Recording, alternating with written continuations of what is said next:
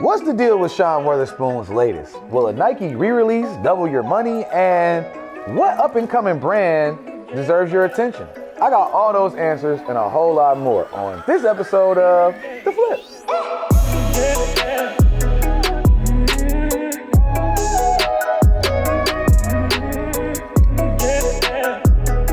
All right, now, coming to you from the Empty Complex Studios in a slightly less empty Times Square, I'm Rags Hogan, your host, aka The Stylish Stoner, aka your kid's favorite role model, aka we got a packed show. So let's stop wasting time and get on into the question of the week. Now, we talk about a lot of established brands in the business, but it's never a bad idea to keep a lookout for the next best thing, which brings us to our question of the week.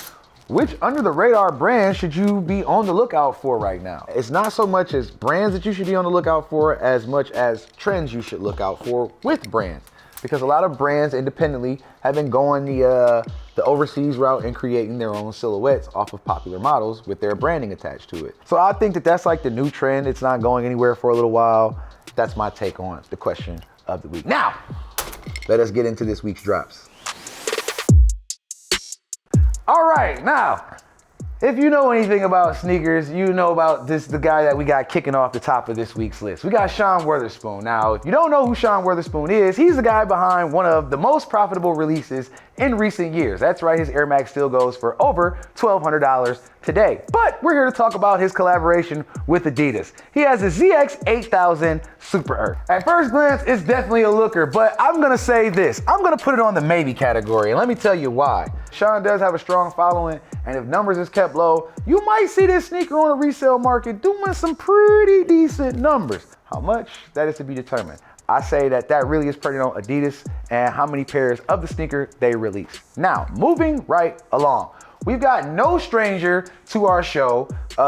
They're here all the time. It's Nike, it's Jordan. They got the Jordan 5. They got the Raging Bull colorway dropping at a retailer near you. Now, I'm gonna go ahead and just throw this one flat out on the knot. Let me tell you why. Nike and Jordan brand come out with so many sneakers that consumers need not worry about their thirst or need for product. So it doesn't really create a market of resale for something that's gonna be readily available. I think they're doing these all the way down to toddler sizes. Not a bad sneaker overall in terms of looks, but we're not here for looks, we're here for profit. So I'm gonna tell you to stay away from this, unless you're a fan of the Jordan 5 and the colorway and you wanna get a little fit off of, the holiday, barbecue season is still coming up. Make sure you social distance though, okay? Now, last but not least, all right? We don't talk too much on this show about baseball sneakers, but when we talking about that dude, Ken Griffey Jr., you gotta at least throw him into the fray, all right? Now, the Air Griffey Varsity Royal is going to be dropping as well. Now, this is a classic sneaker, going back to when, he used to knock home runs out the park for the Mariners. But again, I'm gonna have to throw this one on the not list, bruh. I'm sorry, you know what I'm saying? And let me tell you why. Because, again, this shoe has come out before. There was no problem getting them. If you want the shoe, it'll be there. Again, the show is not about looks. This isn't a style show. This is a profit show. This is a market watch show. So if you want something to profit off of, this week you're gonna wanna basically do your homework and keep an eye on the Sean Wotherspoon. And that's not because of how it looks. That's about how it's going to flip and how it will cook for you in your bank account. The Jordan 5, stay away from that. The Ken Griffey Jr. re-release, stay away from that. Those have been your drops for this week. I'm out of here.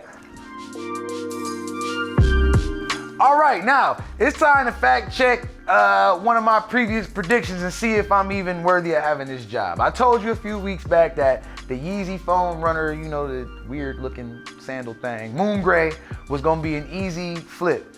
Maybe not an easy buy, but an easy flip, because it only costs $80. I think that if you can get your hands on this shoe, especially at the retail price of $80, you'd almost be doing yourself a disservice not to go ahead and just take that free money that somebody want to give you on the resale market. Well, guess what? I'm gonna be employed here for quite some time because that shoe is currently, depending on size, holding very steady at $400 to $500. Again, depending on size, which goes to show that even though you may not like Kanye, you can't be mad at that flip. Kind of makes me wish that I would have grabbed a few pairs and took part in that. Well, that's gonna do it for this week's edition. I've been your host, Rags Hogan. We'll see you next time. Stay safe and make you some money.